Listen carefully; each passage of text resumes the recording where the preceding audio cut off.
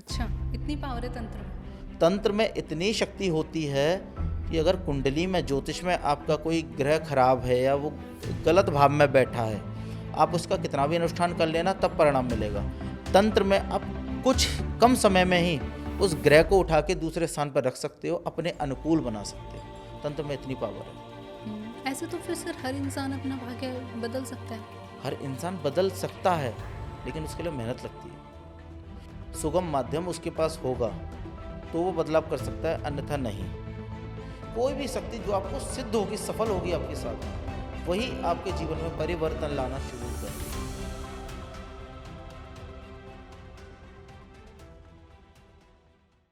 हर व्यक्ति के मन में कभी ना कभी ये सवाल ज़रूर आता है कि अगर उसकी किस्मत पहले से तय है, उसका भाग्य पहले से लिखा जा चुका है, तो क्या उसका भाग्य बदला जा सकता है?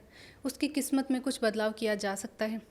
तंत्र की दृष्टि से अक्सर लोग ऐसा कहते हैं कि तंत्र में कुछ ऐसी शक्ति है जिसकी वजह से आप अपने भाग्य को बदल सकते हैं।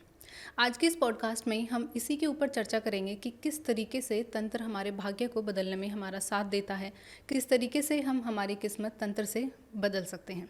तो चलिए एपिसोड की शुरुआत करते हैं और सर से जानते हैं कि तंत्र में भाग्य का क्या रोल है, किस तरीके से हम भाग्य को समझ सकते हैं। नमस्कार सर। आदेश। कैसे हैं सर आप? बढ़िया। सर आज जैसे कि हमारा जो टॉपिक है वो भाग्य और तंत्र का है।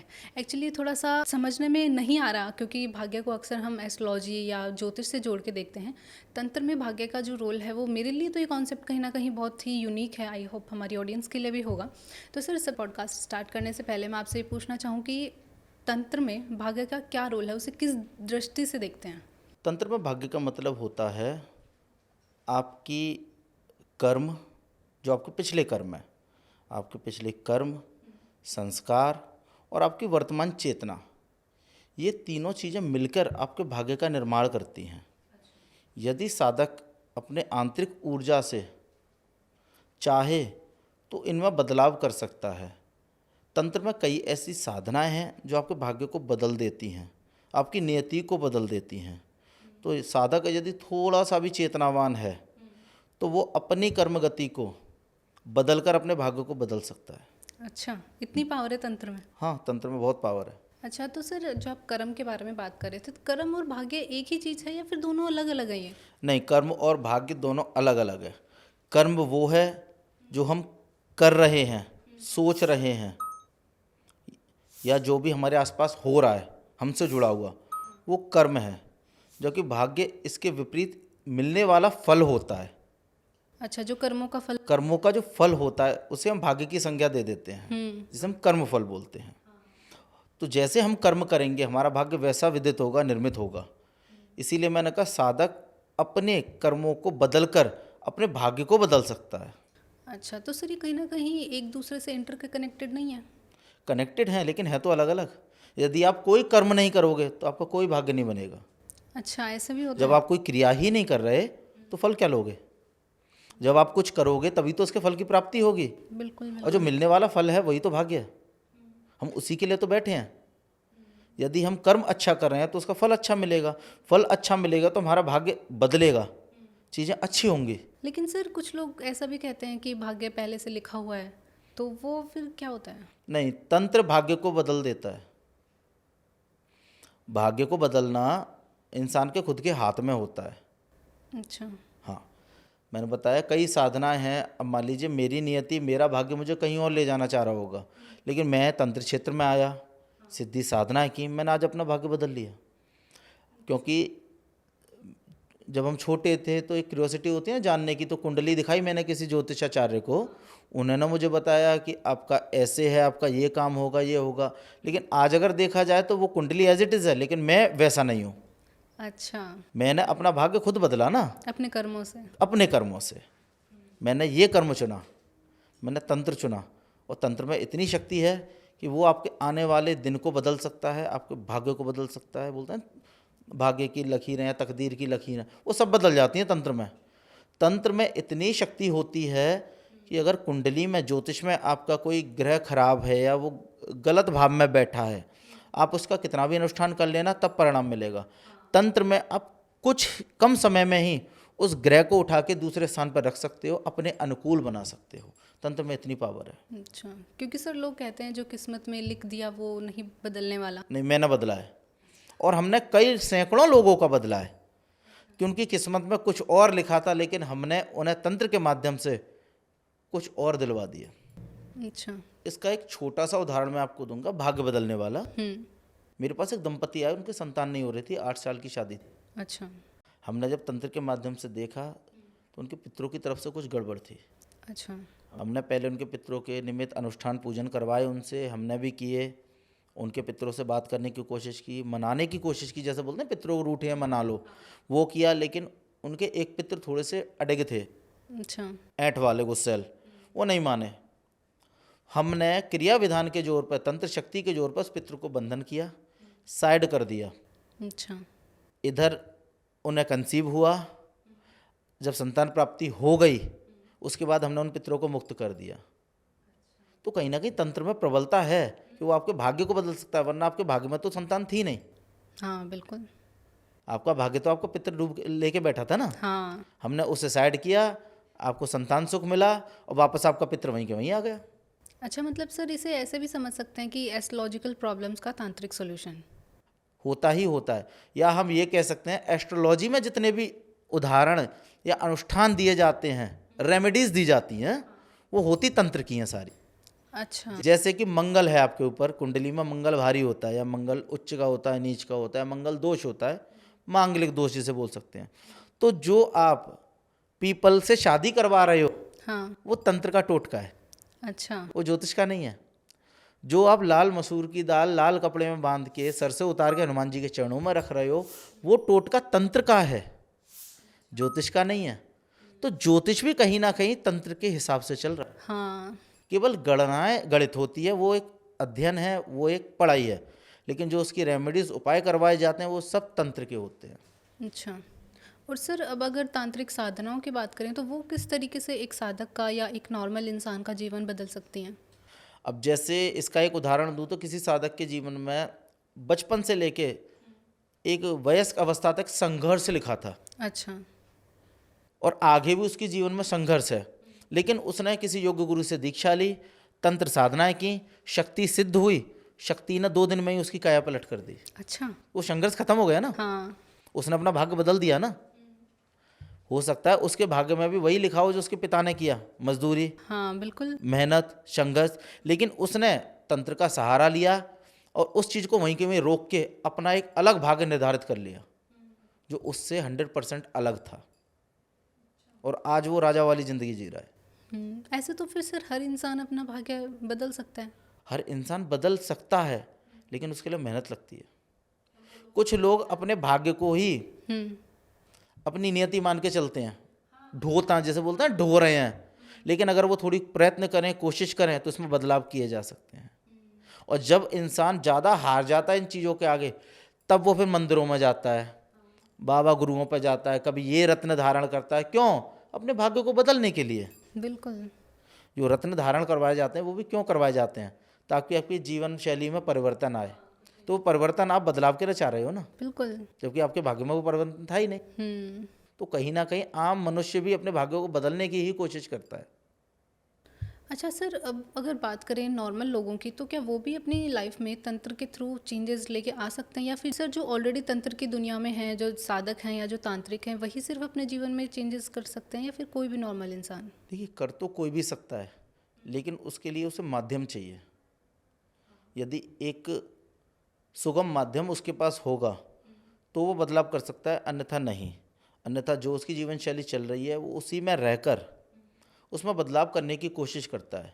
पारिवारिक बंधनों में बंधे होने के कारण, या व्यावसायिक बंधन होते हैं, घर की जिम्मेदारियां होती हैं, ये सारे बंधन हैं जो कहीं ना कहीं भाग्य को बदलने में आड़े आते हैं। बिल्कुल। क्योंकि अगर आपको अपने भाग्य को बदलना है, किसी उद्देश्य की प्राप्ति करनी है, तो आपको अपनी जो नियमित एक जीवन शैली चल रही है उससे हटना पड़ेगा। हाँ। कुछ अलग करना पड़ेगा, तभी आप अपने भाग्य में परिवर्तन कर सकते हो, अन्यथा नहीं। अच्छा सर, अब अगर कर्मों की बात करें, भाग्य की बात हम जैसे कर ही रहे हैं, तो क्या पुराने लाइफ के जो कर्म थे, पुराने जन्म के जो कर्म होते हैं इंसान के, क्या उनको भी हम तंत्र के थ्रू आज ठीक कर सकते हैं? नहीं, देखिए, कर्मफल जो बनता है उसे मनुष्य को भोगना पड़ता है। अच्छा, वो चेंज नहीं हो सकता। ठीक है, वो चाहे इस जन्म के हों चाहे पूर्व जन्म के हो।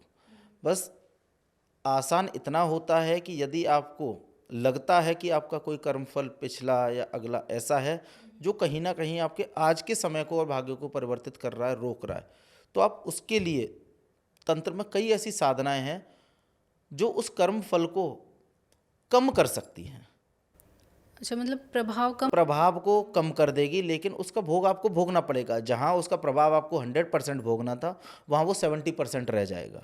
अच्छा। तो इतनी आपको आसानी मिलती है, सुलभता मिलती है तंत्र के माध्यम से। लेकिन जो भी आप कर्म करोगे उसका फल आपको मिलेगा ही मिलेगा, ये भी निश्चित है। हम उस कर्म के फल के बंधन से मुक्त नहीं हो सकते, वो हमें भोगना है, चाहे फिर वो इस जन्म का हो या पूर्व जन्म का हो। इंसान को मतलब इन साधनाओं का परिवर्तन कितनी जल्दी आता है एक साधक के जीवन में? कब उसको लगने लग जाता है कि अब इन साधनाओं की वजह से मेरे जीवन में परिवर्तन हो रहा है? देखिए, ज़्यादातर साधनाओं की सफलता के साथ ही जीवन में परिवर्तन आरंभ हो जाते हैं। कुछ बड़े अनुष्ठान ऐसे होते हैं जो एक लंबे समय तक नित्य प्रतिदिन करने होते हैं, उसके बाद परिवर्तन होता है। लेकिन कुछ साधनाएं या सिद्धियां, सफलताएं ऐसी होती हैं जिनके फल त्वरित मिलते हैं अच्छा। और साधक को बहुत जल्दी ही ये खुद को आभास हो जाता है कि हाँ, अगर मेरी लाइफ में ये परिवर्तन आया है, ये इसका वजह ये है, मैंने ये साधना सफल की थी, इसका परिणाम मुझे ये मिल रहा है। तो तंत्र में बहुत जल्दी और कम समय में भी आप अपनी लाइफस्टाइल को बदल सकते हो, भाग्य को बदल सकते हो, और वो आपको प्रत्यक्ष रूप से दिखता है। आपको भी दिखता है, आपके अगल बगल वाले लोगों को या समाज को भी दिखता है आपके जीवन के परिवर्तन।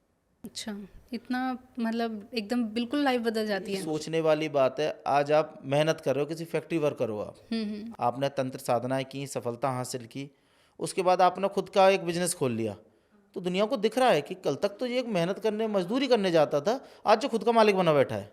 तो ये परिवर्तन समाज को दिखेगा।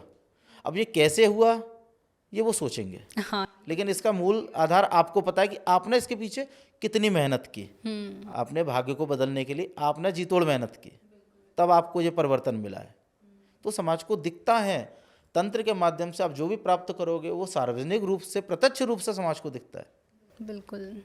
सर, ये भाग्य बदलने की जो साधनाएं होती हैं वो किस टाइप की होती हैं? क्योंकि तंत्र में जैसे हमने सुना है कि तामसिक और उग्र जैसी साधनाएं भी होती हैं, तो वैसी साधनाएं होती हैं या बिल्कुल शांत स्वभाव की साधनाएं होती हैं? कोई भी शक्ति यदि आप सिद्ध करते हो, चाहे वो तामसिक हो, सात्विक हो, चाहे निम्न योनि हो, चाहे देव योनि हो, आप कोई भी साधना सफल कर लेते हो, आपके भाग्य में बदलाव उसी क्षण से शुरू हो जाते हैं। इसका कोई एक क्राइटेरिया नहीं है कि शक्ति सात्विक हो, तामसिक हो या कौन सी हो। कोई भी शक्ति जो आपको सिद्ध होगी, सफल होगी आपकी साधना, वही आपके जीवन में परिवर्तन लाना शुरू कर देगी। सर, ये भाग्य बदलने वाली जो साधनाएं हैं जिनके थ्रू भाग्य में हम थोड़ा चेंज कर सकते हैं, क्या उनसे हम धन संपत्ति भी हासिल कर सकते हैं? ऐसा कुछ पॉसिबल है? हाँ, तंत्र में जितनी भी सिद्धियाँ सफल होती हैं वो आपको कहीं ना कहीं प्रत्यक्ष रूप से या अप्रत्यक्ष रूप से धन के तरीके से भी मदद देती हैं। चाहे वो आपको बिजनेस व्यापार में वृद्धि दें या सामाजिक सम्मान दें, कहीं ना कहीं वो आपके मार्ग को परिवर्तित करेंगी। या हम ये कह सकते हैं, बहुत सी ऐसी साधनाएं हैं जो धन प्रत्यक्ष रूप से ला के देती हैं, और बहुत सी ऐसी देवीय साधनाएं हैं जो अप्रत्यक्ष रूप से, लेकिन आपके ही बिजनेस व्यापार में बढ़ोतरी करके आपको धन ला के देती हैं। अच्छा। जैसे आपका एक व्यापार है, आपका कोई छोटा बिजनेस है, उसकी ग्रोथ एकदम इतनी बढ़ जाएगी कि आपको स्टाफ बढ़ाना पड़ेगा। अच्छा। हाँ, सेटअप बढ़ाने पड़ेंगे, और ये सारी चीज़ें छोटे से समय अंतराल में हो जाती हैं, जिससे आपको खुद दिखता है कि हाँ, ये चीज़ का इम्पैक्ट हो रहा है, असर पड़ रहा है इस चीज़ का। तो शक्तियाँ धन ला के भी देती हैं, प्रत्यक्ष अप्रत्यक्ष दोनों रूपों से। तो हम कह सकते हैं ना कि शक्तियाँ भाग्य बदल रही हैं आपका। हाँ, बिल्कुल। तो सर, इसका कोई एक्सपीरियंस आपको ऐसा हुआ है या आपके कोई साधक को ऐसा हुआ हो जिसमें आपने देखा हो कि पहले उसका भाग्य में थोड़ी प्रॉब्लम थी और साधनाओं के बाद में उसे कुछ हाँ, चेंज ऐसे हुआ हो? अनेक साधक हैं। अभी रिसेंटली एक साधक को जिन्न साधना सफल कराई थी, उस जिन्न ने उस साधक को गोल्ड की चैन ला के दी है। अच्छा। जबकि वो गोल्ड की चैन हो सकता है उसके भाग्य में ही ना हो, लेकिन उसने सिद्धि हासिल की, सफलता हुई, जिन्न ने उसे ला के दे दी। मैंने पिछले पॉडकास्ट में बताया था, फिर बता दूं, मेरे एक साधक को मैंने 1.5 फुटिया सिद्ध कराया, उसने उसे नोट ला के दिए। अच्छा, प्रत्यक्ष रूप प्रॉपर जो से? बोलते हैं कि नोटों की बारिश, वो उसने एक ट्रेलर के तौर पर डेमो दिया है उसे। अच्छा। उसका हमारे पास पूरा रिकॉर्डिंग है, सब कुछ है, प्रत्यक्ष नोट है जो उसने मार्केट में ले जाके खर्च भी किए हैं।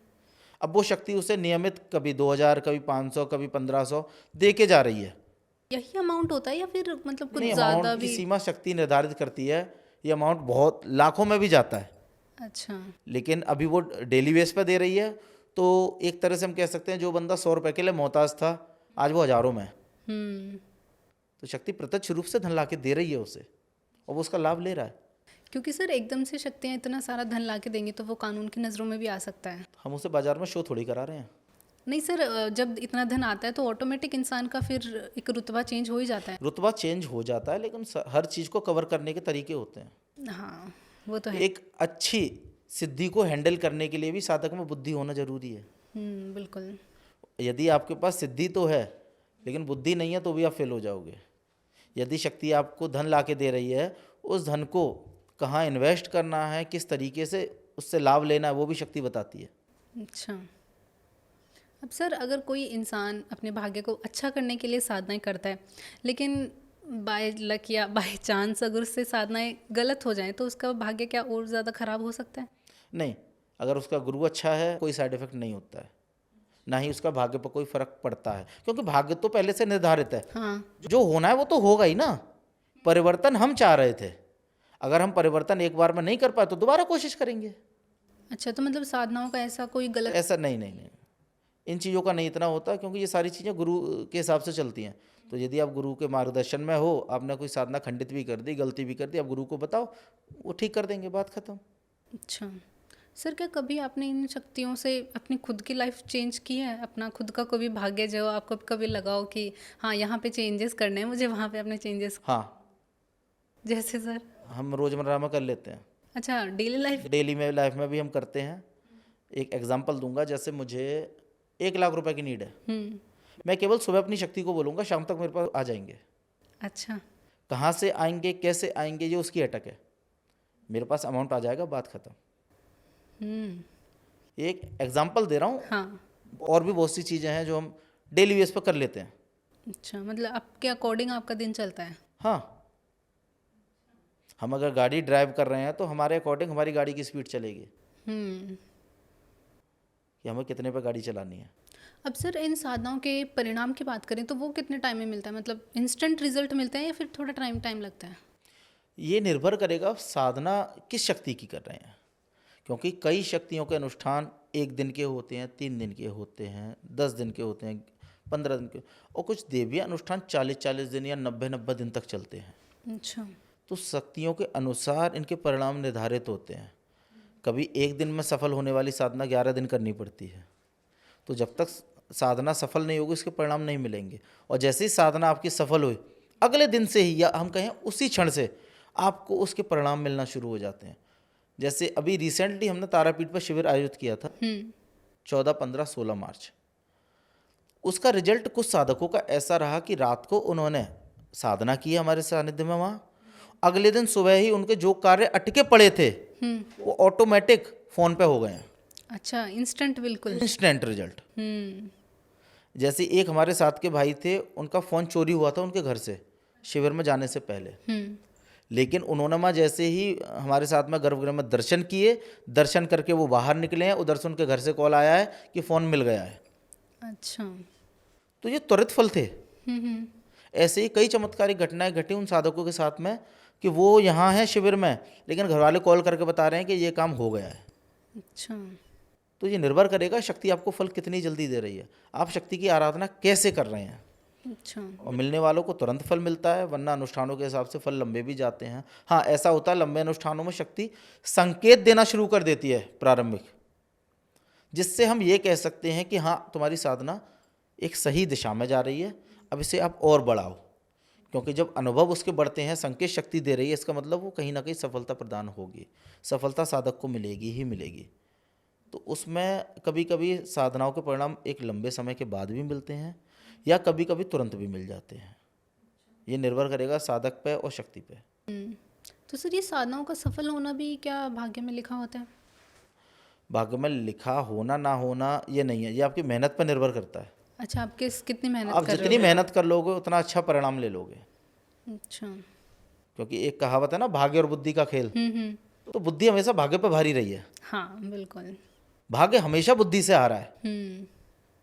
तो इसलिए हम कह सकते हैं कि अच्छे साधक को सिद्धि के साथ साथ बुद्धि भी होना जरूरी है। यदि आपकी बुद्धि तीव्रता के साथ, प्रबलता के साथ कार्य कर रही है, आपकी तार्किक वैचारिक क्षमता अगर एक अच्छे लेवल की है, तो आप भाग्य को बदल सकते हो सेकंडों में। आपका भाग्य अगर आपको कुएं में ढकेलने ले जा रहा था, लेकिन आपकी बुद्धि ने काम किया, तो बुद्धि एक आंतरिक मन में प्रेरणा देगी कि गड्ढा है, गिर जाएगा, और आपने वो कदम पीछे कर लिया तो बच जाओगे, भाग्य को पलट दोगे तुरंत। तो एक अच्छे साधक को सिद्धि के साथ साथ बुद्धिमान भी होना जरूरी है। सर, ये साधनाओं का सफल होना क्या इंसान के कर्मों पर भी कहीं ना कहीं डिपेंड करता है कि उसने पिछले जन्म में कैसे कर्म किए थे? हाँ बिल्कुल। जैसा कि मेरे गुरु से मुझे पता चला है, पहले नहीं था लेकिन अब मुझे पता है, यदि मैं अभी कोई साधना सफल करता हूँ, शक्ति प्रत्यक्ष आती है, तो मैं शक्ति से वचन लूँगा। उन वचनों में बस मैं एक वचन लूँगा कि इस जन्म में मैं तुम्हें मुक्त करता हूँ, मेरा इस जन्म के बाद कभी भी, कितने भी समय के अंतराल में यदि मनुष्य जन्म होता है, तो मेरे जन्म से आप मेरे साथ रहोगी, और मैं उस शक्ति को मुक्त कर देता हूँ। तो इस शरीर के बाद में कभी भी मेरा मनुष्य जन्म होगा तो ऑटोमेटिक बाय बर्थ वो शक्ति मेरे साथ होगी। अच्छा। तो ऐसा होता है कि शक्तियाँ सब कुछ बदल देती हैं। अब उस जन्म में मेरा जो भी भाग्य था, उसने तुरंत जन्म से मेरे साथ रह के वो बदल दिया। हाँ। जन्म से मैं सिद्ध हो जाऊंगा, चीज़ें मेरे पहले से पता होने लग जाएंगी। आज भी आपने देखा होगा, जैसे कोई सिद्ध साधक देह त्यागता है, तो वो अपने पुत्र को वो आशीर्वाद दे जाता है। अच्छा। तो उसका पुत्र उस चीज़ को आगे बढ़ाता है। ऐसी कई गद्दियाँ भारत में चल रही हैं जो उनके दादा परदादाओं के आशीर्वाद से चल रही हैं। हाँ। जबकि उन्होंने कोई साधना नहीं की, केवल उनके दादा परदादा उन्हें आशीर्वाद दे गए थे, उनके नाम से वो गद्दी चल रही है। क्योंकि उनके दादा या परबाबा ने वो साधना की थी, और मृत्यु के समय पे वो अपने उस पुत्र को आशीर्वाद स्वरूप वो शक्ति दे गए। अच्छा। और वो उससे लाभ ले रहा है। तो कहीं ना कहीं उस एक शक्ति से उसने अपनी आने वाली पीढ़ियों के भाग्य बदल दिए। अब सर, जो लोग हमारे इस पॉडकास्ट को देख रहे हैं या जो अपने भाग्य में कुछ परिवर्तन करना चाहते हैं, तो आप उनको क्या सलाह ऐसे देना चाहोगे कि वो तंत्र के मार्ग में आने से पहले वो अपने जीवन में क्या क्या मतलब स्टेप्स ले सकते हैं? देखिए, तंत्र में आने से पहले, या हम ये कहें अपने भाग्य को परिवर्तन करने से पहले, साधक को खुद को आत्ममंथन करना जरूरी होता है कि क्या मैं ये कर सकता हूँ। बोलते हैं दृढ़ संकल्प मजबूत हो। हाँ। यदि आप किसी चीज़ को बदलने की ठान लो तो ही आप बदल सकते हो। तो साधक को सबसे पहले आत्ममंथन करना जरूरी है, अपने आप को टटोलना चाहिए कि क्या मैं ये कर सकता हूँ, क्या मैं तंत्र आगे बढ़ा सकता हूँ, क्या मैं तंत्र के लिए बना हूँ। ये कई सवाल साधक के अंदर आते हैं, लेकिन यदि साधक इन सवालों के जवाब खुद से प्राप्त करे, सफलता बहुत जल्दी प्राप्त कर लेगा, क्योंकि उसने खुद को मंथन कर लिया, उसे पता है उसका लक्ष्य निर्धारित है। और जब तक आप तंत्र में एक लक्ष्य निर्धारित ना करो, आप सफलता प्राप्त नहीं करोगे। तो कोई भी व्यूअर्स जो इस पॉडकास्ट को देख रहा है, मैं उससे यही कहूँगा, यदि आप तंत्र में आना चाहते हो, क्योंकि तंत्र में बहुत बहुत ज़्यादा प्रबलताएं हैं आपके आने वाले समय को बदलने के लिए, तो आप तंत्र में आने से पहले किसी योग्य गुरु से मार्गदर्शन लें, खुद को समझें, खुद को जानें, खुद को समय दें, अपनी क्षमताओं को पहचानें, आप क्या कर सकते हो। उसके बाद आप तंत्र में जाएं तो आप अपने भाग्य को खुद बदल सकते हो। अच्छा। तो सर, तंत्र सीखने से पहले क्या ये ज़रूरी है कि कुंडली दिखाकर ही तंत्र सीखे, या अपना भाग्य अगर परिवर्तन करना है किसी को तो वो पहले कुंडली चेक करवाए अपनी? नहीं, तंत्र और ज्योतिष दोनों अलग अलग होते हैं। तंत्र में कुंडली का कोई स्थान नहीं है। अब ऐसे तो कुंडली के आधार पर इष्ट देवों की भी गणना होती है। अब मान लीजिए मैं आपका ही एग्जांपल लेता हूँ, कुंडली के आधार पर आपके इष्ट निकले बराह भगवान, लेकिन आपकी रुचि तो कृष्ण जी में है। हाँ, ऐसा होता है सर। है ना। तो तंत्र में कुंडली का कोई स्थान नहीं है। आप अगर तांत्रिक बनना चाहते हो, आप किसी योग्य तंत्र गुरु से दीक्षा लो और साधनाएं करो, सफलता आपको मिलेगी, क्योंकि मेहनत आप कर रहे हो। जितनी अधिक आप मेहनत करोगे, अच्छे से मेहनत करोगे, सफलता मिलेगी। तो कुंडली का कोई महत्व है ही नहीं इसमें। ना किसी को कुंडली दिखानी है, ना ग्रह नक्षत्र देखने हैं, कुछ नहीं देखना है। बस आपको मन में संकल्प लेना है कि आपको तांत्रिक विद्या सीखनी है या अमुक साधना करनी है, और जुड़ जाइए किसी गुरु से। नहीं सर, कुछ लोग ऐसे होते हैं ना, पहले जानना चाहते हैं कि उनकी किस्मत में तंत्र सीखना है भी या नहीं, वही भाग्य वाली बात आती है। तंत्र किस्मत से नहीं चलता है, मेहनत से चलता है, श्रद्धा, विश्वास और समर्पण से चलता है। यदि आप श्रद्धा, विश्वास और समर्पण के साथ कहीं जुड़ोगे तो आप किस्मत को भी बदल दोगे। सर ऐसा भी कुछ ज़रूरी है कि अगर इंसान भाग्य बदलने की तो वो सोच रहा है कि मैं तंत्र में आ जाऊं और तंत्र से मेरा भाग्य है मैं चेंज कर लूं, लेकिन क्या ये सब करने से पहले इंसान को खुद को बदलना पड़ता है? तो अपनी खुद की लाइफ में कुछ चेंजेस ऐसे करने पड़ते हैं? हाँ, देखिए, यदि हम इस प्रक्रिया में आगे बढ़ते हैं तो कहीं न कहीं साधक को अपनी दिनचर्या में परिवर्तन करना पड़ता है, अच्छा। क्योंकि उसे अपनी लाइफ को आगे जाके बदलना है। हम्म। तो उसकी आज की जो रूटीन दिनचर्या है उसमें परिवर्तन होंगे। उसकी जो कार्मिक गति है, दिनचर्याओं में जो हम कर्म गति कर रहे हैं उसमें परिवर्तन होंगे। उसकी आदतों में परिवर्तन होंगे, रहन सहन में परिवर्तन होंगे। तब जाकर वो आगे अपने भाग्य में परिवर्तन कर सकता है। इसकी शुरुआत साधक को खुद से करनी होती है, इंसान को खुद से करनी होती है परिवर्तन लाके। यदि वो अपनी दिनचर्याओं में परिवर्तन कर रहा है तो आगे कहीं ना कहीं वो अपने भाग्य में भी परिवर्तन कर सकता है। यदि आप छोटे से बदलाव नहीं कर सकते तो आप बड़ा बदलाव नहीं कर पाओगे। तो अपेक्षा भी नहीं करनी जी चाहिए बिल्कुल। फिर। तो यदि आप अपने भाग्य को परिवर्तन करने की सोच रहे हो तो पहले खुद को बदलो, अपनी आदतों को बदलो, अपनी संगतियों को बदलो, जो आपके भाग्य में कहीं ना कहीं भाग्य को परिवर्तन करने में रुकावट दें। कभी कभी हमारी संगति गलत होती है, हम बाकी चीज़ों में बदलाव कर रहे हैं लेकिन अपनी संगति में बदलाव नहीं कर रहे हैं, तो कहीं ना कहीं हमारा भाग्य जो बदलने वाला है वो भी वहाँ अटक जाता है। क्योंकि हो सकता है आपकी संगति बदलते ही आपके दिन बदल जाएं। हाँ सर, ऐसा तो देखा है बहुत ऐसा बार। होता है ना कि आप कितनी भी मेहनत कर रहे हो, फॉर एग्जांपल ले लेते हैं, एक इंसान है, पुरुष है, कितनी भी मेहनत करे, उसने एक नया सेटअप किया, मेहनत अच्छी कर रहा है, इनकम बढ़ी, दिन बदले, लेकिन उसकी यारी दोस्ती उन्हीं कुसंगति लोगों के साथ में है जो दिन भर बैठ के शराब पी रहे हैं या और कुछ गलत धारणाओं में है। हाँ। तो जब तक वो उन चीज़ों को नहीं बदलेगा, कहीं ना कहीं भाग्य बदलने वाला तो उसमें बदलाव नहीं आएगा और कहीं ना कहीं रुकावट आ जाएगी। कुछ समय तक चीज़ें बदलाव में दिखेंगी लेकिन संगति की वजह से, संगति खराब है, वो चीज़ें वापस उसी जगह लौट आएंगी। तो हमें दिनचर्या में परिवर्तन लाना पड़ेगा, अपनी संगति सुधारनी पड़ेगी, अपना आचार विचार व्यवहार बदलने पड़ते हैं। तब जाकर जब आप खुद से शुरुआत करते हो भाग्य बदलने की, अपने आप को बदलने की, तब आप सोच सकते हो आप अपना भाग्य बदल दोगे। मतलब छोटे छोटे परिवर्तन करके इंसान बिल्कुल। भाग्य बदल सकता है। परिवर्तन खुद से शुरू होते हैं। यदि आप समाज को भी परिवर्तित करना चाहते हो तो पहले खुद को तो बदलो।